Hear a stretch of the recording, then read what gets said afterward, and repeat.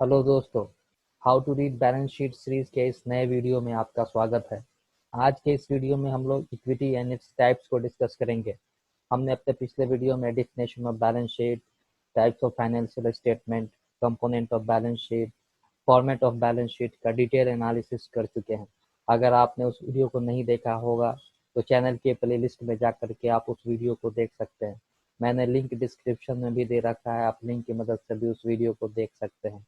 तो चलिए शुरू करते हैं आज का ये video, equity and its types.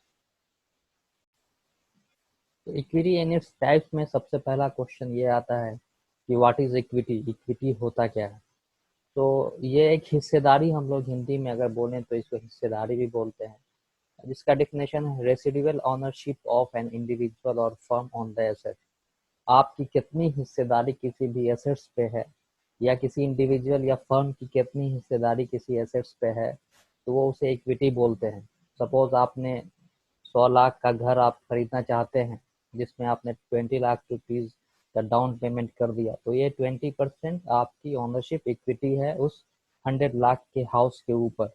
अब जैसे जैसे आप लाइबिलिटी पे करेंगे, वैसे वैसे आपकी जो इक्विटी जो है बढ़ती जाएगी, तो ये इक्विटी इसको बोलते हैं। मैंने एक एग्जांपल यहाँ पे ले रखा है, जिसकी वजह से मैं आपके समझाने की कोशिश करूंगा। ये डील रिसेंट डील हुई है रिलायंस की बहुत सारे फर्म के साथ, जहाँ पे रिलायंस जो है नेट डेट फ्री कंपनी बन चुकी है। आप देख सकते हैं उसकी वैल्यूएशन बहुत ज़्यादा बढ़ गई है। तो यहाँ पे आप देख सकते हैं कि किस तरह से रिलायंस की डील हुई है। फेसबुक ने 9.9% इक्विटी जो है जियो में इन्वेस्ट किया, इतना ₹43,573 करोड़। इसी तरह सिल्वर लेक पार्टनर्स ने भी जो है 1.15% का स्टेक खरीदा। इस तरह Vista Equity Partners, KKR, Mubadala, Abu Dhabi Investment Authority. तो आप देख सकते हैं ये सब जो है ये इक्विटी है, हिस्सेदारी है जियो में। जियो सपोज 100% उसका एक टोटल ले लेते हैं इक्विटी, सो इसमें 9.9% की हिस्सेदारी फेसबुक की हो गई, 1.15% की सिल्वर लेक की हो गई, इसी तरह से 7.73% की हिस्सेदारी गूगल की हो गई। अब ये हिस्सेदारी किस तरह की है, इक्विटी किस तरह की है, वो आप डिटेल एनालिसिस अगर करेंगे कंपनी के वेबसाइट पे तो पता चलेगा कि क्या ये कंपनी की हिस्सेदारी कॉमन इक्विटी है या प्रेफर्ड इक्विटी है, किस तरह के बीच, इन दोनों के बीच में किस तरह से प्रॉफिट शेयरिंग होगा, वो आप डिटेल एनालिसिस कंपनी की वेबसाइट या फिर उसका जो डॉक्यूमेंट है उसको पढ़ने के बाद आपको समझ में आएगा। तो मैंने जस्ट एक एग्जांपल कोट किया, ये रिसेंट में जो इन्वेस्टमेंट हुई है जियो में, तो उसको मैंने ये एग्जांपल की मदद से आपको इक्विटी समझाने की कोशिश की है। उसके बाद से अगला क्वेश्चन है types of equity. Types of equity कितने तरह की इक्विटी होती है? तो एक होती है कॉमन इक्विटी, जिसमें इक्विटी शेयर कैपिटल या रिटेल इन्वेस्टर, इंडिविजुअल इन्वेस्टर अगर किसी कंपनी का स्टॉक खरीदता है तो वो कॉमन इक्विटी कहलाता है, या फिर इक्विटी शेयर कैपिटल भी बोलते हैं। और उसके अलावा रिजर्व एंड सरप्लस, कंपनी का नेट प्रॉफिट के बाद जो कंपनी अपना पैसा सेव करती है फ्यूचर इन्वेस्टमेंट के लिए, तो उसे हम रिजर्व एंड सरप्लस कहते हैं। तो कॉमन इक्विटी में इक्विटी शेयर कैपिटल और रिजर्व एंड सरप्लस आता है। उसी तरह प्रेफर्ड इक्विटी में अगर आप तो कोई फ्रेंड है, फैमिली है, स्ट्रेटेजिक पार्टनर है, तो वो प्रेफर्ड इक्विटी का टाइप्स हो जाता है। हम लोग फीचर देखते हैं कॉमन इक्विटी और प्रेफर्ड इक्विटी का कुछ फीचर।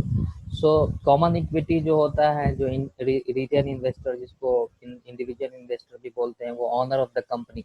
अगर आपने किसी भी कंपनी का स्टॉक्स खरीदा तो आप ऑनर हो जाते हैं उस कंपनी के, तो वो कॉमन इक्विटी जो होता है वो ऑनर ऑफ द कंपनी होता है। लेकिन प्रेफर्ड इक्विटी में को ऑनर तो होता है, लेकिन उस पर कंट्रोल नहीं होता है, उसके डिसीजन में उसका कोई कंट्रोल नहीं हो सकता है कंपनी के डिसीजन में, क्योंकि प्रेफर्ड इक्विटी के पास जो है वोटिंग राइट नहीं होता, इसलिए वो कंट्रोल नहीं कर सकता डिसीजन को।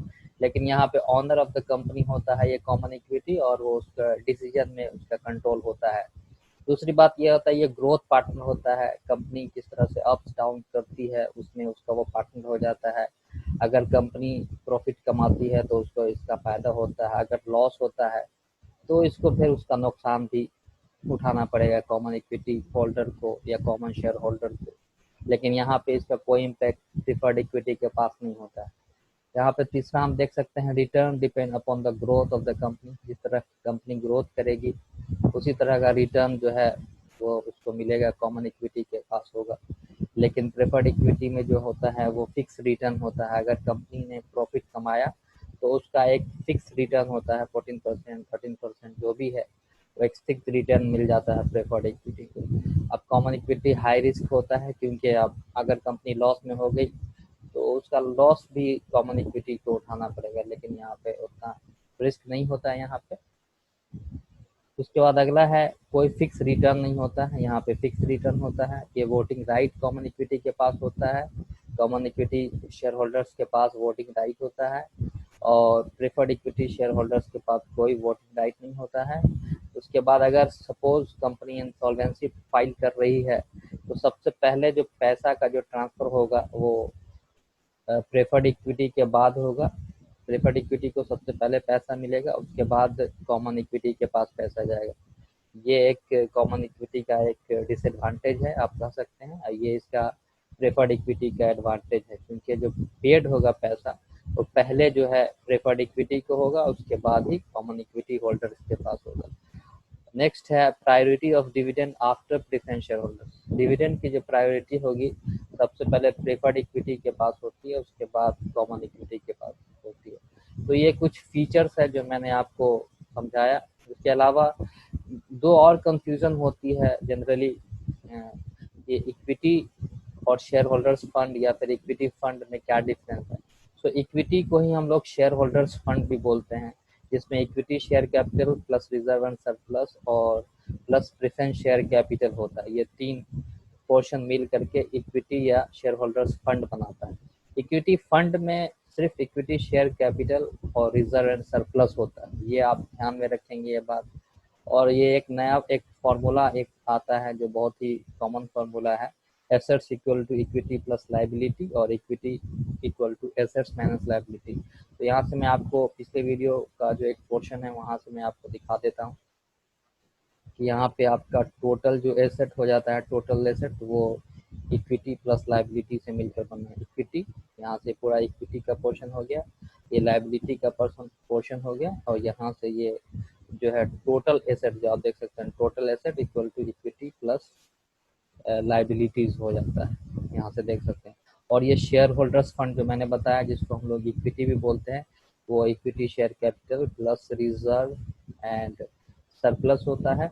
अब यहाँ पे रिलायंस इंडस्ट्री की जो बैलेंस शीट है इसमें कोई प्रेफर्ड इक्विटी नहीं है, क्योंकि इन्होंने किसी को प्रेफर्ड इक्विटी पार्टनर नहीं बनाया होगा, इसलिए इसमें कोई भी प्रेफर्ड इक्विटी या प्रेफर्ड इक्विटी का कोई भी कॉलम नहीं है। आप देख सकते हैं कोई भी पोर्शन नहीं है, क्योंकि रिलायंस इंडस्ट्री ने किसी को भी प्रेफर्ड इक्विटी नहीं दी है, उसकी हिस्सेदारी किसी को नहीं दी, इसलिए ये कॉलम यहाँ पे नहीं है। मुझे उम्मीद है कि आपको ये वीडियो बहुत पसंद आया होगा। हम अपने नेक्स्ट वीडियो में लायबिलिटीज और एसेट्स के डिटेल एनालिसिस करेंगे। मुझे उम्मीद है कि आपको ये वीडियो बहुत पसंद आया होगा। Thank you so much for watching this video.